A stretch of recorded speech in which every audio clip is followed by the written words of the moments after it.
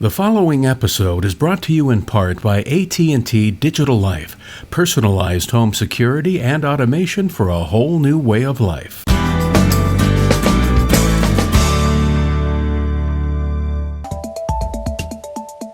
Managing interior moisture and providing good indoor air quality are important keys to building energy-efficient homes. An important key to good indoor air quality is providing controlled ventilation. Now, there are two types of ventilation systems. We have spot ventilation systems like kitchen and bathroom exhaust fans that every home should have. And we also have controlled ventilation systems that have the capacity to even provide continuous ventilation if necessary to provide adequate ventilation to the home. Now, with me today is Farrell Bodome, who's a ventilation expert for Panasonic. Now, Farrell, tell me what to look for when we buy an exhaust fan, because fans are an important part of providing good indoor air quality. You're right, and Steve, the first thing you look for in a quality fan is one that is super quiet. It's a fan that people will use. Yeah, I guess if they're noisy, people won't use them. So let me plug this one in here. That is pretty quiet. Now, how much air does this move? It's quiet, but does it move a lot of air? It does move a lot of air. This is a 90 CFM fan, and it's only 0.7 zones, and that's the kind of combination that you're looking for in a quality fan, one that moves a good amount of air for the least amount of noise. Now, what would a typical fan generate in terms of noise versus its airflow output? Well, a standard fan, typical fan, is going to be about 4 times noisier and 4 times less energy efficient. Wow. So you get a lot more bang for your buck in a quality fan that has these two features.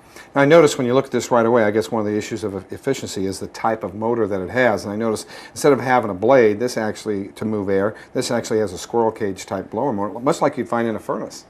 Right. The motor-blower combination is part of what produces the energy efficiency and the quietness. You're having fewer revolutions per minute to move more air. What you are looking for is a split capacitor, continuously runtime rated motor that you can run continuously for indoor air quality management without burning out the motor. Farrell, in addition to a good motor, it's important to have a good damper system. Now, I notice this damper looks a lot different than the typical plastic dampers that I see on most bathroom exhaust fans. Absolutely. The damper is a critical part of the fan because you don't want any unplanned holes, and you want it to be completely open when the fan is running. So you want a sealed, weighted damper. And the idea behind that is that when the fan turns on, the damper opens, and when the fan shuts off, you're sure that it's going to close completely. Exactly. Now, I also noticed that this unit uses, or you can buy units with compact fluorescent lights. This is great because they use about 1/4 the energy and they last about 10 times as long. You got that right, and it also has the benefit of meeting the Title 24 requirements for energy efficient illumination. Now, what about installation? I suppose it's extremely important that if you're going to put in a fan like this, to install it right if you expect it to move the kind of air you need to. That's half the picture, and a quality fan really is dependent on a quality installation to get the optimum installed performance. In installation, first of all, you want the right size fan. Then you want to have a duct that's sized properly for the fan. So this, for example, is typical in new construction. It requires a 4-inch duct. Ideally, you're using a duct that is rigid or has a smooth inside surface, so you have no obstruction to the air movement. Not much friction loss. Not much friction loss, exactly. And you want to vent it up through the roof as opposed to out through a soffit or somewhere like that. Always through the roof, vertically if possible, correct? Well, vertically or out through the wall, but ideally, I mean, absolutely, you want it to be through the roof or through the wall because you want the moist air and the stale air out of the building. Yeah, and talking about that, I suppose it makes sense to talk a little bit about indoor air quality. You know, homes have a lot of moisture in them. Bathrooms, for example, the reason we have mold and mildew growing in our showers is because typically the relative humidity is high. That's right, and that's why you need spot ventilation and mechanical ventilation, particularly in tight construction, because you're moving out the moisture at the location where it's occurring.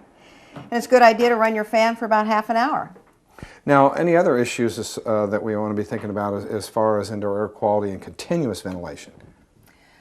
Well, your baseline measurement is easy because you can get an Energy Star rated fan, which gives you certainly the HVI characteristics, heating and ventilating characteristics of quality fans in terms of zones and wattage. And if you use an Energy Star branded fan, which this one is, you're going to assure yourself of those qualities. Whether it be continuous or spot ventilation. That's correct, right? And this is a dual-purpose fan. That's what you want in a good fan too. That do the spot ventilation as well as your continuous ventilation. Yeah, it probably makes a lot of sense to, if you're going to do spot ventilation, to separately switch this from the light, so that when people take a shower or whatever, they leave, they can turn off the light, have a timer switch, so this can run continuously to ventilate the moisture. Right, you should look at the controls to match your lifestyle, but it's a good idea to separate your functions. So that if you have a fan and a light combination, you operate the ventilation component, the exhaust component, separately from the lighting, because that's what you want to have continuously running. Well, Farrell, great advice. Thanks for being here. Thanks, Steve, for having me.